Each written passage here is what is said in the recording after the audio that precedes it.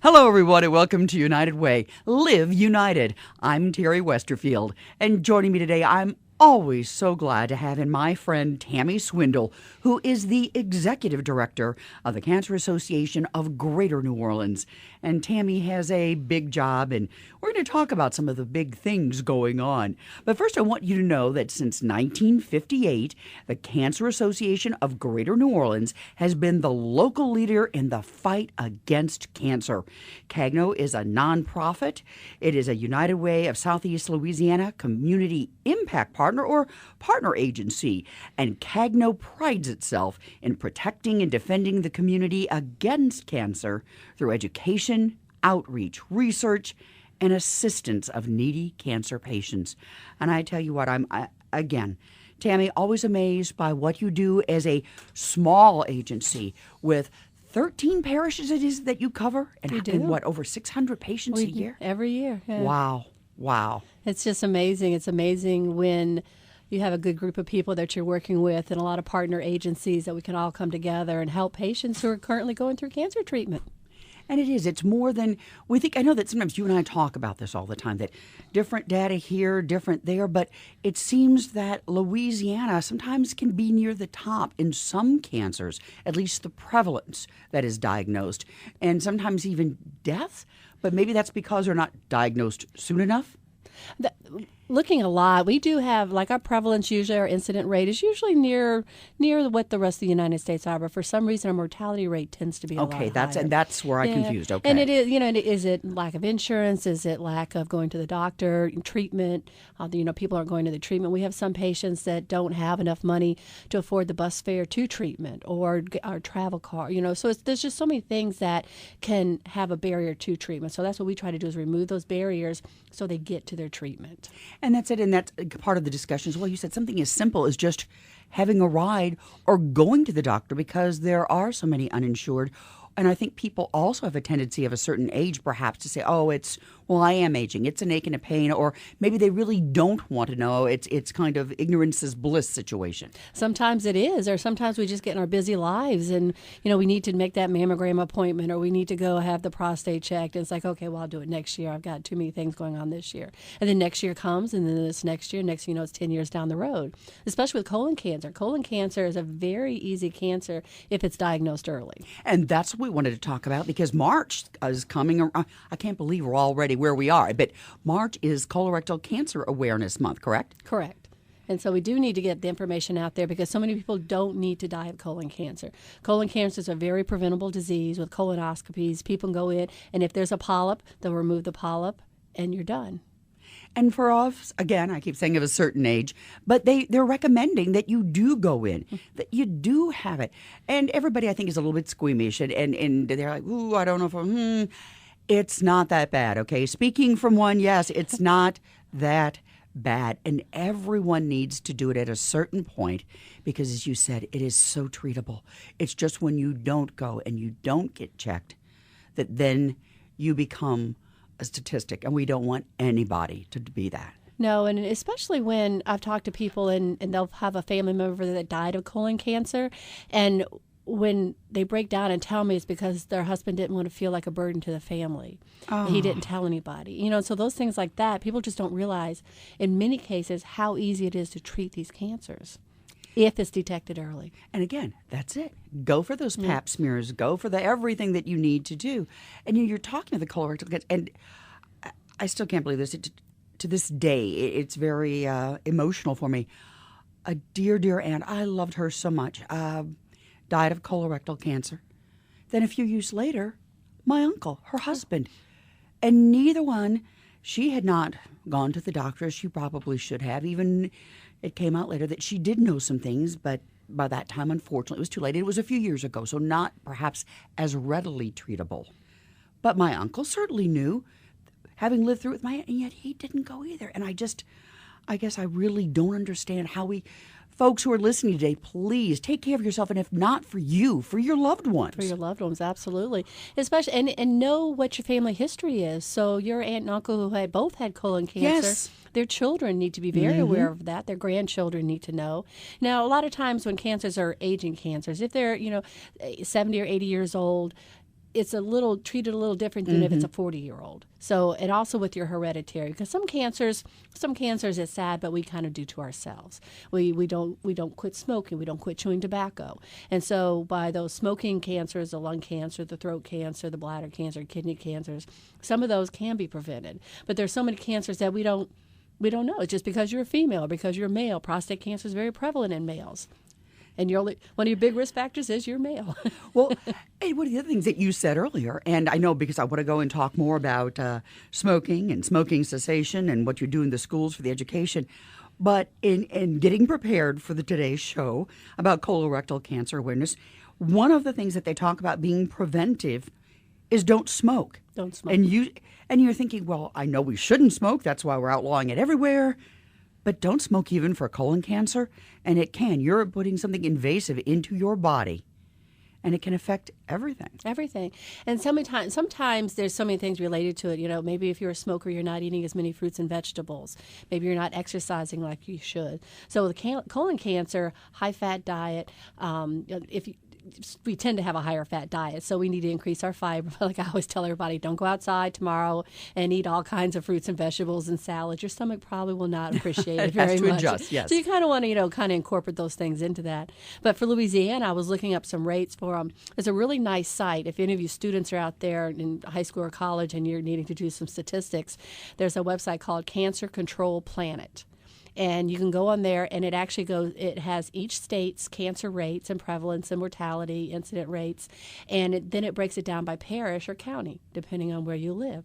And so I looked up the colon cancer rates for Louisiana, and it's 51 per 100,000 for the state of Louisiana. So for every 100,000 people we have in the state, 51 people would be diagnosed. And then for the United States, so it's 43.3. So we are ahead. We're higher. So we have more people diagnosed with colorectal cancer than the rest of the United States. And I looked at some of the parishes. Tangible Parish was actually the highest. Oh, my goodness. Yeah, I they were wouldn't think of that. 54.7. And then Orleans Parish was just in the parishes that we have, it was Tangi, and then St. Bernard Parish was 54.6, Washington Parish was 51.7, and Orleans Parish was 48.6. The only parish we had in our greater New Orleans area that was below the national average was Plaquemines Parish. I'll be darned. You think, well, I think of seafood. Maybe is that a difference? So you talk about your diet or diet, things? It's diet and exercise. I've always had, and it's not exact numbers, but I've always read that 30 to 35% of all cancers are tobacco related. 30 to 35% of all cancers are nutrition related, and then you have 10% that are genetic. You have some that are environmental. So if you really think about it, 70 that tobacco and that exercise included in that nutrition, almost 70% of all cancers, we have some determination over that. Yes, there are some genetic factors, so do know what's in your family. Make sure your doctor knows. My mom had colon cancer or breast cancer. My dad had prostate cancer. Let them know what they had so they can better look at you. And I was listening on the radio the other day where they're looking at the genetics of it. So yes. I know, amazing, where, to be able to go in and say what maybe your risk is for some of these. We've always known about the BRCA1 and the BRCA2 gene with for breast cancer. Yes, and so now that all these other fascinating scientific discoveries will be coming out. Well, it is. It's just. It's amazing, and all the genome research and all the things, and your history, your DNA is very important. Very important. And it's not to say just because they say you have a propensity for it doesn't mean you're going to get it. There's other factors that go along with it, but it just makes you a little more educated when you go make these decisions. Sure, and it helps a doctor have a kind of baseline, I would think, absolutely, and what to perhaps look for, especially if you are having some problems or questions about what's going on in your health. Right. Right. Well, one thing I wanted to ask too, and we have in the past discussed this now and then, you hear about Cancer Alley. Misnomer, truth, because then they talk about cancer clusters. I mean, I can vividly remember small areas with a disproportionate amount of children suffering from neuroblastoma, one of the rarest of cancers. And they're saying, no, there's no cancer cluster. It's just happened. And you sit and you scratch your head and you wonder, well, how can this be?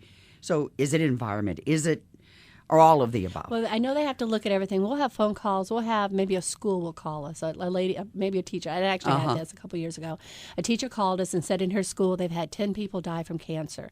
And she wanted to know if there was a cluster in her school. Well, when she started talking about it, 2 were lung cancer, a couple were prostate cancer, 1 was leukemia. So there were a lot of different cancers there. And those are normal cancers. So when you look at the whole population, it wasn't any higher than what the rest of the population was. But something like you're looking at, the neuroblastoma, that is a rare disease in children, and so they would look at what that number is of that population compared to the national population, and it could potentially be the same.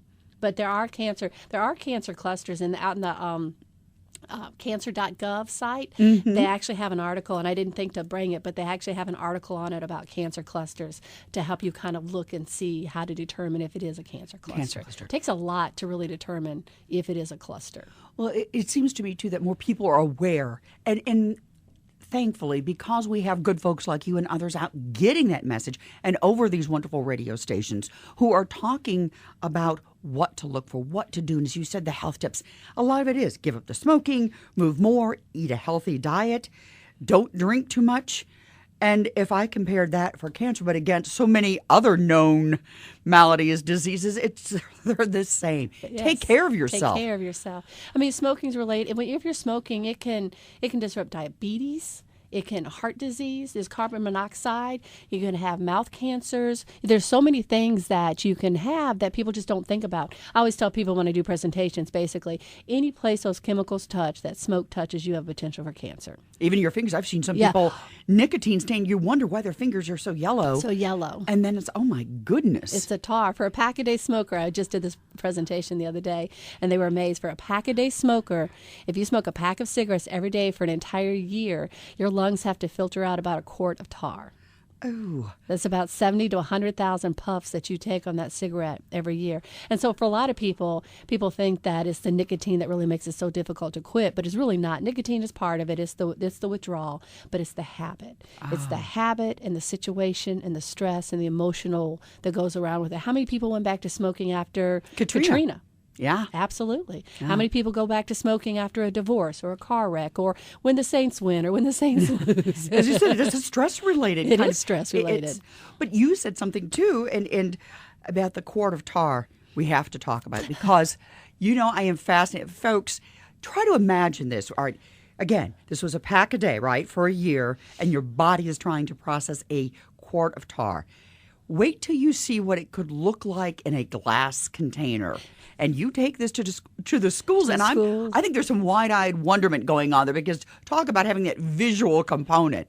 I hope that really does the job for some of these kids. It really does, and it's amazing. I had a phone call once from a teacher in another school. I didn't know she was a teacher in another school, but I picked up the phone, and she was yelling at me, and she goes, my child came home, and he pulled the syrup out of the cabinet, and he said, Mom, this is how much tar is in your lungs, this quart right here. And I thought she was going to yell at me, and she turned around and said, so when are you coming to my school? So I know these kids are going home, but myself and Ashley, my other health educator, we go into schools. We don't go in demeaning cigarette people who smoke. It's a health issue. We always tell kids, tell your parents you love them. If they want to quit, we have tools to help them quit, especially now in Louisiana. Mm-hmm. If you started smoking by 1988, which would make you about 10, there's a program called the Trust. You can contact our office, and I will give you the information later, or you can look up the Smoking Cessation Trust, and you can get free medication for 3 months. All right, whoa. Let's slow down. Let's back up. Give the CAGNO phone number or the email address and explain a little bit more, because this came out of a huge lawsuit that went on for a long time. Back from the 1990s, it was called the Gloria Scott case. And out of that, they finally settled a few years ago. But the state of Louisiana has, I think, 7 more years to spend the money. And it was a class action lawsuit. So if you want to, give us a call. Our number is 504-733-5539. Whoops, one more time for those, because right now somebody's running off to grab pencil and paper. Go ahead. 504-733-5539. You can also go to our website, www.cagno.org, which is just CAGNO.org. You can email me with my name, Tammy, Tammy, at cagno.org. Very easy to find us. And if you are listening today and perhaps you are a teacher or involved with kids or adults, or maybe you're at an organization of some sort, they can try and arrange something for you to come out and talk to them and really get the message so they can carry it out into their neighborhoods. Absolutely. We also have a program, March of Dimes was very good in giving us a grant to help women who are pregnant to try to quit smoking. And so if they sign up with us and go through several classes and they're able to quit smoking by the time the child's born, as long as they're still quit after the baby's born, they can get a free pack of diapers a month for 6 months. Well, no, that's a great incentive. Just a little something incentive. there. Plus, they probably want to do it for themselves and for their children. And for their child. Because we hear a lot about secondhand smoke. Secondhand smoke, when you look at the numbers, they always estimate close to 500,000 people die from cigarette smoke. And sometimes I've seen estimates all over the They do. They seem to swing in it could wild be 20,000, directions, yeah. It could be 50,000 people die from secondhand smoke. And some of these, it's hard enough. And I've come across people where the husband died of lung cancer, he was a smoker, and then the wife died of pancreatic cancer, or she also died of lung cancer and never smoked a day in her life. And there's some regret in the family, that they didn't realize what they were doing to their family. Even little children with asthma, it can affect asthma in children, sudden infant death syndrome. There's so many things. You just think about that smoke, what it does to your body, and then what it does to a child's body whose cells are growing and multiplying, and there's so many things that can be affected, especially with their breathing. Mm-hmm. So it's nice to get this message out. And smoking is something, again, so we're not going to judge. We hope everyone will come to terms and do what's best for them, but knowing that help is there should you want to quit. And these different incentives, whether it's the March of Dimes helping out with for pregnant mothers then who've given up smoking for the diapers, or going back to the trust. Because, yes, that's amazing. It is. And I can tell you what, I know a few folks, close personal friends, that I'm just thinking, come on, guys, kick the habit. It's very easy to apply. It's a simple application, name, address. You have to supply a Social Security number or driver's license because a judge actually has to sign off that you are a resident of Louisiana. No other state has this. Mm-hmm. Now, did you have to be, now, do want some clarification if you can do it, did you have to be a resident at the time, or is that something we have to check on? As long as you're a resident now. Yeah, okay. If you're a resident in 1988 but moved off to another state, then no. No, but if you've come and since lived here for the last 10, 15, 20 years or whatever. Right, as long as you have a valid driver's license and are a resident of the state. Well, I definitely have two friends. When I see them later today, I'll be passing along this important information. Tell them you love them, and if they want to quit, you have a way to help them. But you do. There's so many things, and that, to me, is the whole point of again, people understanding about the Cancer Association of Greater New Orleans, because you're in contact with those who need help. And can you explain a little bit maybe the difference between, say, the Cancer Association of Greater New Orleans and then someone talks about, or they hear, the National Cancer Association? Basically, the big difference is the American Cancer Society, which is a national organization, they do a lot of advocacy, and they'll do a lot of national campaigns. What we do is we're local, so everything's local. We're funded by local people. United Way is one of our biggest funders. We have grants. Susan G. Komen granted us money to help breast cancer patients, so everything stays local. When we raise money in each parish, that money stays where we raise it. And so if we raise money in the Greater New Orleans area and someone in Orleans Parish needs help, it comes from that fund. And what we do is we try not to turn down any reasonable request. We used to have a formulary that we would go by, but we kind of looked to see what the cancer patient needed.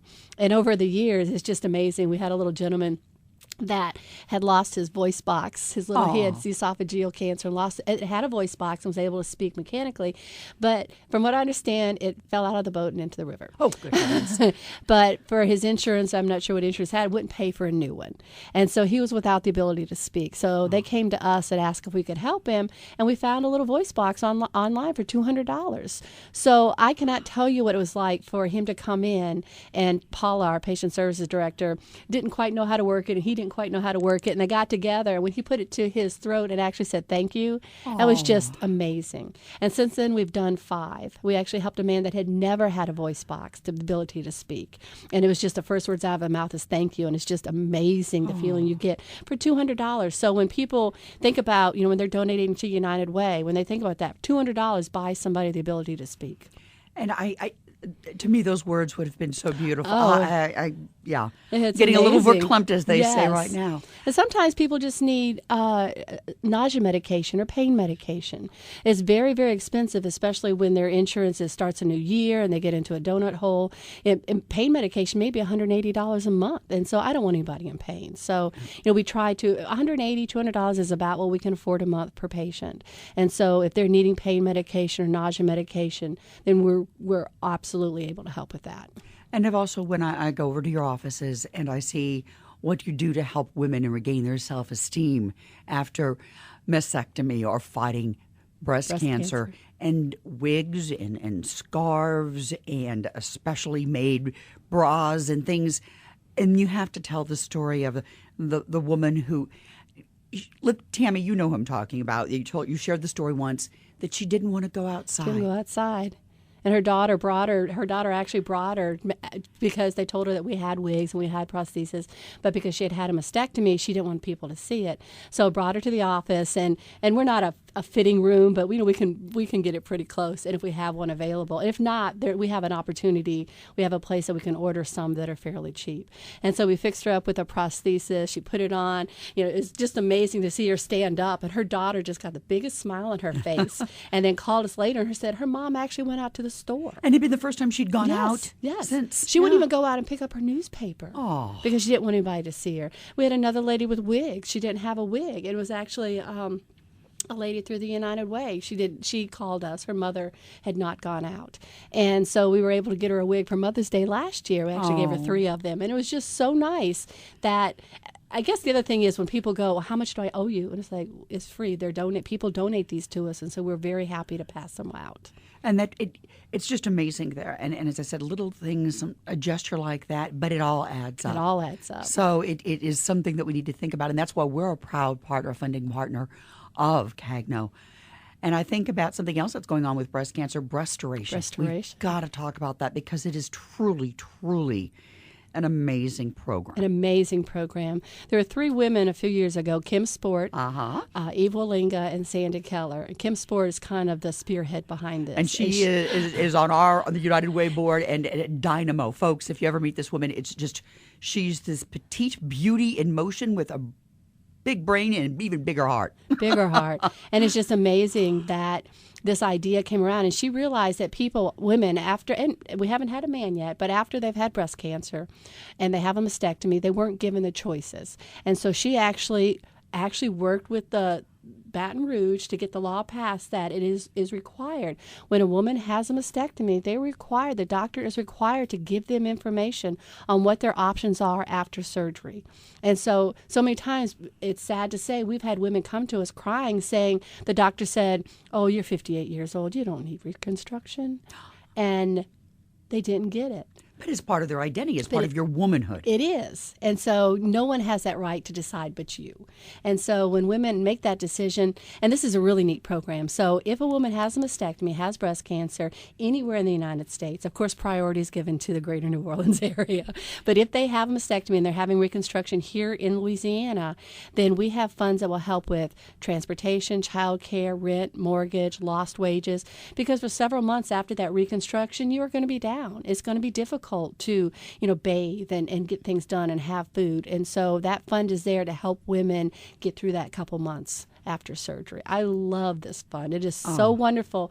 I can't tell you I had somebody yesterday that I told them that they were funded, and she told me she was crying tears of joy. And I said, I'm sorry I made her cry, but it was good tears. And this phenomenal program, and our hats off to the ladies who founded it and continue to do such good work in the community. Oh. And you have others who want to help, and something new and exciting, because we just talked about this yesterday. I had no idea. And let's tell the listeners, it's a new perhaps fundraising tool for you. Absolutely. A new partner. There is a group, it's called Unite, YOUNIGHT. It has been done on the North Shore for a couple years, where they actually bring women, and now they have a man, that have gone through cancer, and they go through an 8-week course of modeling and self-esteem and empowerment, and then it culminates in a show. And so they're actually going to do a show this year for us in New Orleans, and it's going to be held on the March 24th. And it's going to be amazing. These women will come. They'll have a runway show. There's opportunity for sponsorship and tickets. They want to fill the room for these women. These women have gone through, have gone through so much, and it's just something to give back and show that you are wonderful, you are loved, you are worthy. And for this group, it was actually founded, one of the founders was Lisa McKenzie with Ula Bra. And so this is her passion, and she loves this. I met with her yesterday, and you could just see like the sparkle in her eye when she talked about this event and how it just empowers the cancer survivors to feel good about themselves, and hold their head high. And like you said, stand up a few inches taller. And to have their friends, their loved ones, and others who know what it's like to go through or want to prevent others from having that kind of problem through early detection and through the programs, and then help those who do need surgery, et cetera. It's just, it comes full circle. Oh, it does. And hopefully they'll be doing this year after year. So, if any cancer survivor is interested in this program, they have to commit to 8 weeks of the modeling. And so I believe it's once they meet twice 1 week and then once a week until the show. And there'll be photo shoots throughout the year. If you look it up, Unite, it's on Facebook. They have a website. It's just, after meeting her yesterday, it was just a spectacular event. And there's so many events that go along. We've had the Mid-South Women in Tourism. I didn't even know they existed, but there's a group. They've been around for decades, but it's women who are in the travel and tourism industry, and they get together. And last year they revamped their fashion show, and they decided that the Cancer Association and domestic violence would be their two priorities. And so they raised money for us last year, and actually told us that they would help us out this year with their fashion show, probably in the fall sometime. Well, not only so, but let's recap, because we know that Unite, YOUNIGHT, is going to be March 24th. And then, really not all that far away, let's say it, Festigals. And Bodacious Bras for a Cause. Yes. Magnificent. They are actually, I was talking to Diane Lyons, who is the founder, and Sandra Dardis, and those are two fantastic women, and they wanted to make a weekend for women in New Orleans. So for the last 5 years, they've actually brought women to New Orleans and given them behind-the-scenes tours, like for antique shows and homes that if a normal vacationer would not get to see. And so the women are empowered. They're divas for the weekend, and they're actually running a little special if anybody's interested in it. Oh, let them. But they're having they're having a Valentine's Day special. So if they go to their website, it's just Festigals.com. They have a Facebook. There's also, all the information's also on our website and our Facebook. They can actually get $55 off. So the deal for the weekend would be $395. But they have things on professional development. They have a seminar called Women of the Storm, which they also have a power luncheon with. They're going to have a keynote speaker. They're going to have the stiletto stroll. They're going to have the Bodacious Bras, which if you've never been to a Bodacious Bras luncheon, it is absolutely wonderful. And this is, pardon me, where I have to put a plug in for a dear friend of mine who you've met before, Jeffrey Chambers. Yes.